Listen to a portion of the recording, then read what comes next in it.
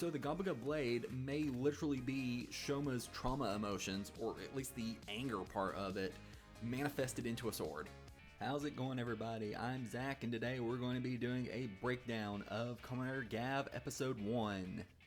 This episode starts out with our protagonist Shoma escaping from the Stomach Corporation snack factory.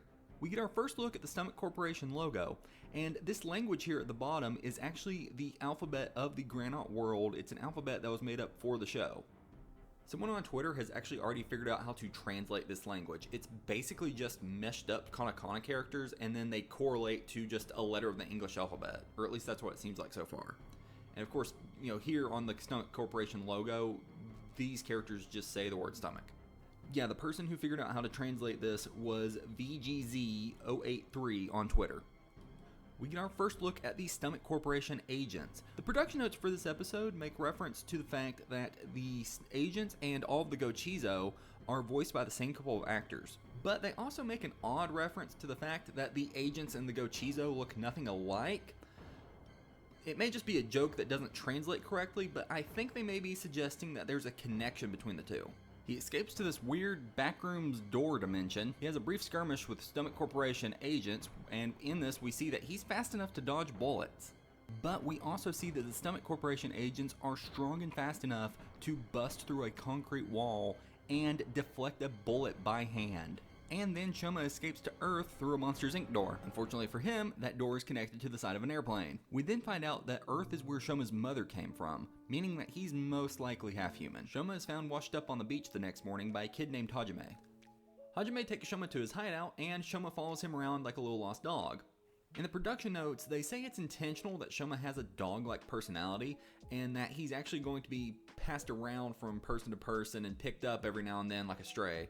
Shoma has his first big save of the series, protecting Hajime from being hit by a truck. Yeah, no, this is actually a completely reverse isekai. He arrived at Earth from another world and then destroyed a truck. Oh, and don't worry, Shoma was able to catch the drivers and set them down relatively safely too. I say relatively because I don't know how okay they really can be after going through a windshield. We are then introduced to Honto Karakita, a freelance journalist, and they've already officially announced that he's going to be Kamen Rider Valen, so that's not really a spoiler. Honto's investigation leads him to question this woman about her missing husband in connection to this monster he's looking for. The woman is super suspicious acting, implying that she probably murdered her husband. And it's worth mentioning here that the drawing that Honto is showing to this lady, the granite on it has a red Gavv, which is supposed to be unique to Shoma. We're then introduced to Honto's investigative mentor. I don't think we've got this character's name yet. He explains to Honto that his line of questioning wasn't going to work because monsters are just urban myths to most normal people. Which honestly, I love the explanation that monsters from previous series may just become like stuff of urban myth to the general public of the Kamen Rider universe, because that really allows just all Kamen Riders to potentially exist in the same universe. I know some people may argue whether they do or don't, but I honestly believe it is supposed to be up to just what you want it to be. We're then introduced to the monster of this week's episode, the Hound Granute. We see him turning in this week's harvest to another Stomach Corporation agent. And we see that the Granute's harvest is humans having been transformed into what's called human press, which is basically these acrylic stand looking things. And then the agent pays the Hound Granute with a dark treat. It isn't really explained in this episode what the dark treats are or like what they do for granites. Other than like food. Pretty obvious like drug and addiction metaphor it looks like they're probably going for. Meanwhile, back with Shoma and Hajime, Shoma's finally getting some food. Hajime gives him a pack of poppin' gummies. So yeah, apparently Poppin' Gummy and Zaku Zaku chips and like all the JUCIYs are actually going to be like actual branded snack foods in this world. So for instance, Poppin' Gummy brand gummies. And then Shoma starts having stomach trouble just after eating a couple things of candy and produces the first Poppin' Gummy JUCIY. Which as of this episode, they haven't actually been named JUCIYs yet. I'm curious to see like when Shoma is going to start calling them that. Right now, he's just referring to them as his minions, which we'll get into that later, but like that, I have thoughts. Which here, Shoma actually does describe the JUCIY as being little fragments that help him out. So that kind of suggests that less so than the Gochizo being their own entity, they are more just an extension of Shoma himself. And obviously all this makes Hajime question Shoma if he's human or not. Shoma then explains his Gavv, which is a second mouth that his race has on their stomachs. And for some reason Hajime questions if Granoots eat humans, to which Shoma replies with a very pointed, "I don't." Hajime then has to leave Shoma because he gets a call that his mother has returned from overseas. On his way out, Hajime runs past the Hound Granoot. I've been seeing some people say that the dark treats make Granoots want to eat humans. I just want to point out that what happens here in this scene is that the Hound Granoot, he sees Hajime and identifies him as a target and then chooses to eat the dark treat, not the other way around. And then we get this just wonderful scene when the Granoot uses his Gavv to eat the dark treat. Shoma then has a memory of his mother. Presumably this takes place in the Granoot world. I have to say, this room looks really old. Like, it looks kind of Victorian, I guess. Her name isn't said in the show, but in the credits, Shoma's mother's name is listed as Michiru Inoue. Interestingly, in this flashback, Shoma's mother is making him promise to never eat, quote, our snacks. So I'm wondering if that means human world snacks or Stomach Corporation snacks. Like maybe she works for the Stomach Corporation. Like my gut instinct is leaning toward Stomach Corporation snacks, because if she meant human world snacks, I don't think that Shoma would have been so eager to eat them unless he was just like absolutely starving. And maybe that is what she meant, and now him having this memory is him feeling guilty over that or something. Like over breaking that promise. I mean, maybe the Gochizo hide some dark secret, who knows. Hajime ends up getting followed by the Hound Granoot, and he actually says that happiness is scrumptious, which, ugh. But this just goes to show, and we know this because of TV Asahi puts out like data pages for Kamen Rider Gavv. We know that Granoots can actually taste emotions. Yeah, so he's not being at all metaphorical there. He's like, he enjoys how happiness tastes, and then he says that happiness makes even better dark treats. So the implication there is that dark treats are made of humans, or at the very least, like concentrated human emotion.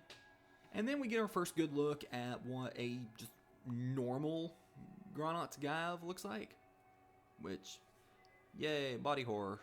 And the Granoot attacks Hajime, but Shoma comes in with the save again. But also, Shoma's fast enough to do this. Also, the pure coincidence for Shoma to be able to show up here is that Hajime forgot the bag of seashells that he gathered for his mom at the clubhouse, and Shoma, found them and was trying to bring them to him. So Shoma tells Hajime that he better get away unless he wants to end up at the snack factory. And unfortunately, we get a close look at the inside of a regular Granoot's Gavv, but we see that they have some sort of cybernetic modification going on in there, including whatever this device is, which seems to be an equivalent to a Gochizo that allows them to assume a human form. But yeah, and then we see the Hound Granoot assume his true form, or what I assume is his true form, and he even rips out his clothes and stuff. Also, with him being the Hound Granoot, is the implication that this guy ate a dog? I mean, Shoma then tells the Hound Granoot that he is also a Granoot and shows off his Gavv. And the Hound Granoot is actually actively confused about Shoma having a red Gavv. Like, I've seen some people suggest that the red Gavv may be an indicator that Shoma is some sort of elite or royal Granoot. But the Hound Granoot's reaction, he's not like, oh no, the legendary red Gavv. His reaction is like, what the hell is that? Like, he doesn't even know what it is, so it can't be a status symbol in the Granoot world. Shoma attempts to fight the Hound Granoot, but he promptly gets whipped. Oh, another thing I saw in the production notes, this right here was apparently an accident or something. Like, these pallets were not supposed to fall over in this scene, and the actor, almost actually got hurt, really. You see Shoma have an intermittent tremor in his hand, as well as have a flashback. both of these are pretty common PTSD symptoms. In Shoma's flashback, we see all of the members of the Stomach family in their monster forms. Also in this flashback, we see Shoma's mother get turned into one of the human press things. There's really no telling when that flashback happened, but I feel like it happened like moments before the episode started when Shoma was being chased. Shoma goes for round 2 with the Hound Granat, but he gets hit really bad again. But this time he doesn't go down, he steals his resolve, and actually manages to land a really good hit against the Hound. But the Hound then hits him back even harder, and it looks like Shoma may be down for the count this time. But then the JUCIY come to Shoma's aid, and they offer up one of their own as a sacrifice to their lord. In the crowd shot here, we have a few popping gummies, a few kicking gummies, some Vorokans.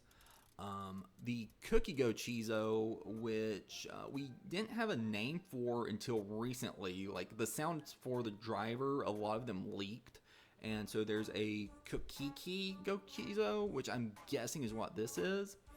And at first, I thought this was like the spicy version of the Zaku Zaku chips. Like I'm talking about the brown JUCIY.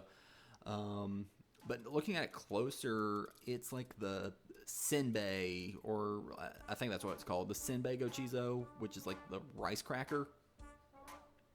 I was kind of worried that the JUCIY were going to be kind of dumb, but they're actually really cute and really funny.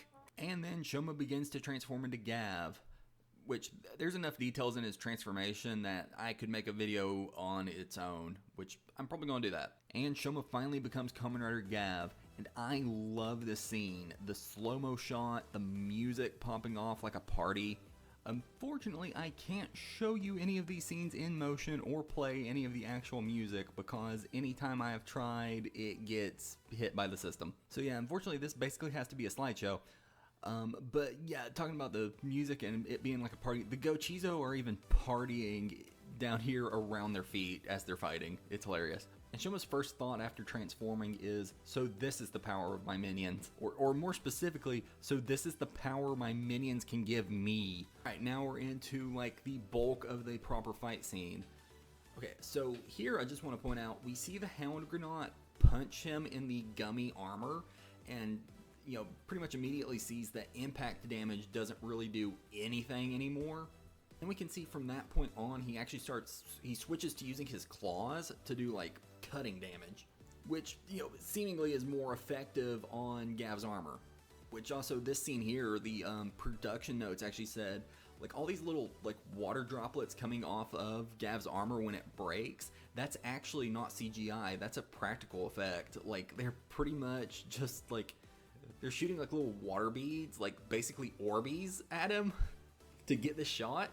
And we see that like all the little JUCIYs are actually like running around between their feet during this fight, and they're actually like collecting the droplets of gummy that are like coming off of Gav's armor, and I guess they're eating it. Which also, okay, so canonically, Gav's not wearing armor. Like his entire transformation is biological. Even the gummy part is part of his biological tissue. So basically, he's ripping off hunks of flesh, and then the JUCIYs are eating it. Everyone in this situation is a cannibal. And we see that by sacrificing even more of the popping gummy JUCIYs, Shoma is able to regrow his armor mid-battle. Yeah, and I just want to take a second to show like the varying states of damage that they can show Gavv being in. Like, okay, so yeah, he's lost like the full side of his chest, but he didn't completely lose his shoulder. Like, he's only like partially lost it.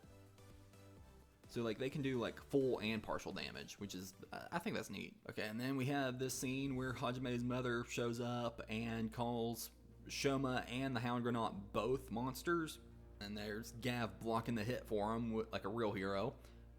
I love Shoma's reaction to being called a monster here. Yeah, he like embraces it and says, yeah, I am a monster. I just love that. And then Shoma produces the Gabaga blade from his Gavv. According to the TV Asahi website, the Gabaga blade is made of Shoma's biological tissue, like all of his equipment is, which that's kind of ugh. But it does specifically say that the Gabaga blade is a manifestation of Shoma's aggression. Often in psychology, and particularly in Eastern medicine psychology, the concept of processing your emotions is correlated to the idea of digesting them. We know that Granoots already literally can taste emotion, so it's possible that the idea of digesting emotion may be more literal for them. We've already seen that Shoma has PTSD symptoms, so he obviously has trauma. And going along with this analogy, trauma would essentially be like an emotion that he was having trouble digesting. And so the Gabba blade may literally be Shoma's trauma emotions, or at least the anger part of it, manifested into a sword. And then this fight scene here where they're fighting between the cargo containers, I love this. This is such a creative fight scene. Something else I want to point out is it seems like Shoma is actually learning as the fight goes on. Like look, he's blocking hits with the Gabba blade now. He went from taking a bunch of hits to, and like having his armor destroyed. He went from that to only having the armor on his limbs being destroyed. And then now in this part of the fight where he's using the Gabba blade now, he's not taking any damage to his armor at all. So it's like he went from taking hits to only like taking hits like kind of sacrificially to attack to now he's just full offense and he's not even taking hits. And then we see Gavv perform the JUCIY speeder attack, which the Hound Granute even runs away from this, only for it to do absolutely nothing. It's worth noting that according to the data pages, the JUCIY Speeder's attack is, it's based on the Gochizo's power level, not Shoma's. The Hound Granute then has the overreaction of all overreactions by throwing a 2 to 4 ton cargo container at Shoma, but he cuts it in half like it's nothing. Now, granted, the cargo container was apparently empty, but this is another shot from this episode I just really love. Like, it's something you'd expect to see, like, from a Spider-Man movie or something. Oh, and we see that the Gabba blade can fire sword beams. The Hound Granute then transforms into this other form. I don't believe we have a name for this transformation, or really even understand why he's able to do this. And then Gavv summons the Varokan Buggy, which, based on something that gets said later, it's implied that this is actually just what motorcycles look like in the Granite world. Oh, I also want to point out that the Varokan Buggy is actually like a biological organism in itself. Like this is just the Varokan Gochizo like shapeshifted into this. Like the data pages on the website, even like it doesn't talk about it like mechanically. It talks about it like it's an organism. Like it talks about like the the controls up here, like the handlebars being like a sensory organ and things like that. And so Gavv then pretty recklessly pursues the Hound Granute through the streets of the city. We even see Gavv firing these hard candy missiles at the Hound Granute from the Varokan Buggy's wheels. We don't exactly know what these projectiles are. The data pages literally just refer to them as hard balls. But considering the rest of Gavv's equipment, we can kind of assume. It's a little hard to tell because it's so blurry, but there's like a light pole or something right here. And Gavv is actually using the like back tail hook part on the Varokan Buggy. He's actually using that to like hook onto this light post and swing around to get going the right direction. It's totally a Spider-Man move. And we see that the Hound Granute, in this form at least, is able to fire his own little energy projectiles from his mouth. We again see Honto trying to be Mr. Inconspicuous. He's following that lady that like probably murdered her husband. But look how fast Gavv and the Hound Granate are going by in the background. They're just a complete blur. Like real talk, okay, so if that is what most Kamen Rider fights look like from the perspective of normal people, like they just look like that and they go by so fast, it's no wonder that Kamen Riders and monsters are just urban myths even after all these years. So yeah, for some reason the Hound Granate can like stick to the side of walls like he's Spider-Man or something. But apparently the Varokan Buggy can also do that? So apparently that's just something Granutes can do. Yeah, actually watching through this fight scene in slow motion, crashing through this window to attack the Hound Granate is actually the only bit of collateral damage that Gavv actually did. The rest of the fight, I didn't see him like hit or crash into anything else. I just want to point out that when Gavv chooses to despawn the Varokan Buggy, you can see the little angel ghost of the Varokan Gochizo. It's so morbid. Like it's funny, but it's morbid. And here's the big kick. Oh, but check out this like black and white shot. Like it's like a between frames type of thing on the kick. And then here Gavv gives the Hound Granat an ultimatum. He tells him to give up the dark treats or he's gonna put him in the ground. Which I love the threat mixed with like giving him an out. Like that. I mean, it's edgy, but it's like, all right, yeah. And obviously the Hound Granat's not gonna go for it. Yeah, and Gav's able to use kicking Gummy before the Hound Granat even has time to close the distance between the two of them. Which I like this year that we're having a mix of like full armor transformations, but also modules. It's been a while since we've had modules. Which, I mean, there's no telling how many of the modules there will actually be, because so far the only one of Gav's forms that even seems to have them is Pop and Gummy. But, I mean, we'll see. Yeah, and then we have this scene here where it kind of looks like Gavv teleports. Yeah, so the explanation for that one is actually even crazier.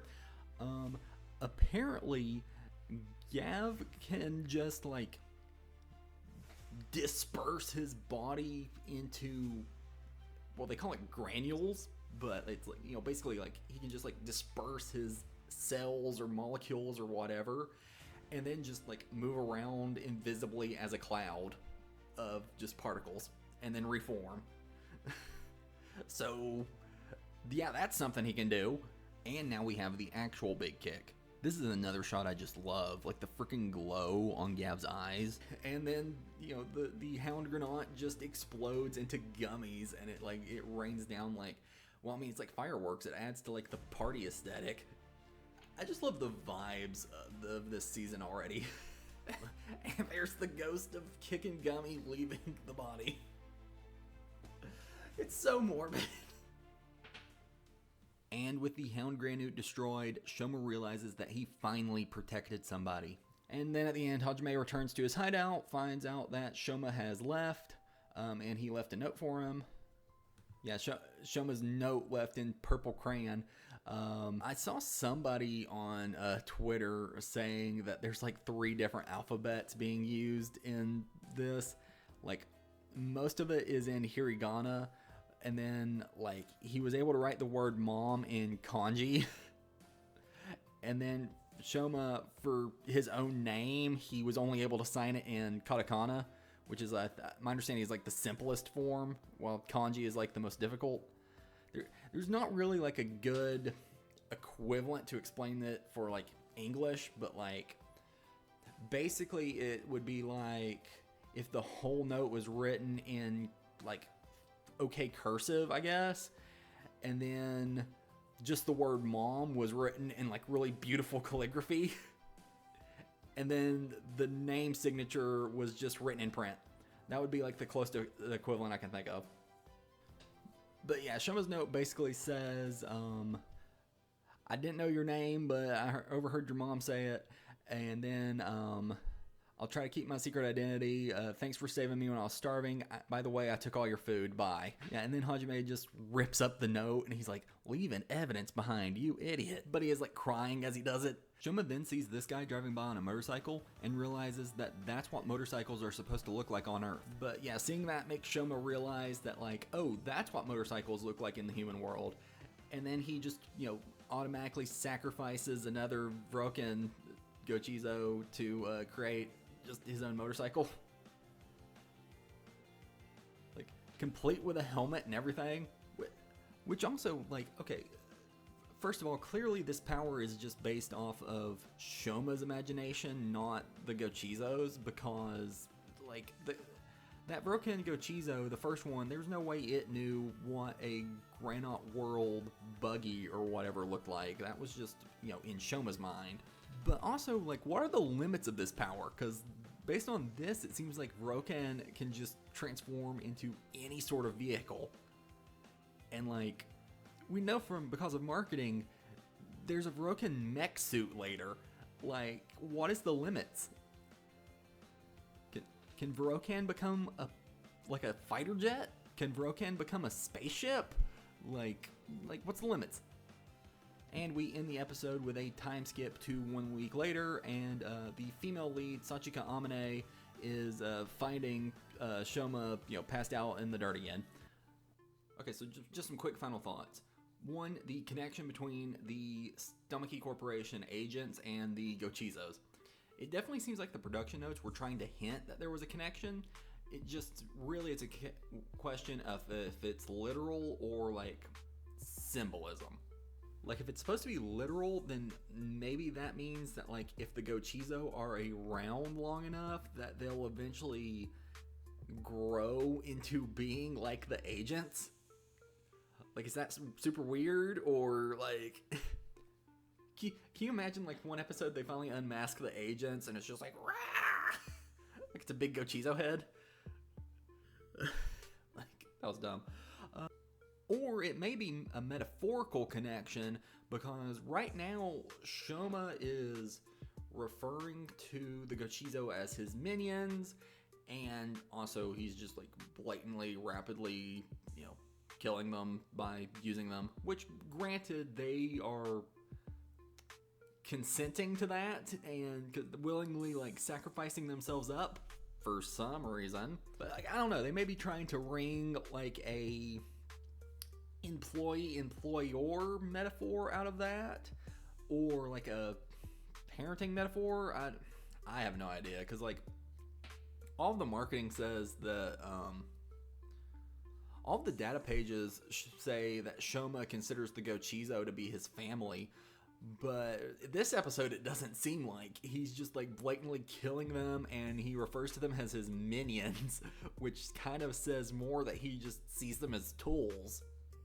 So that may be like a point of character development for Shoma going forward. And then there's the question of why Shoma's Gavv is different compared to the others, which I touched on this a little bit already, but I've already been seeing people throw out theories that like, oh, it's because he's a royal Granot, or it's because he's half human. I even had somebody send me a theory on Twitter. Dynamite TK on Twitter, he posted and tagged me in it. His theory is that basically because he's half human, Shoma may have had a birth defect with his Gavv, and the red Gavv is like something like a prosthetic, which I really like that theory, and I think it's like a good message for kids too. Oh, which if anybody else wants to send me anything on Twitter, theories or whatever, or honestly even just follow me on Twitter, my @ is the same as the name of the channel.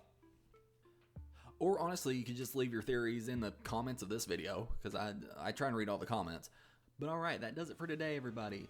Reminder, we have the Kamen Rider Gavv Community Challenge going on this year.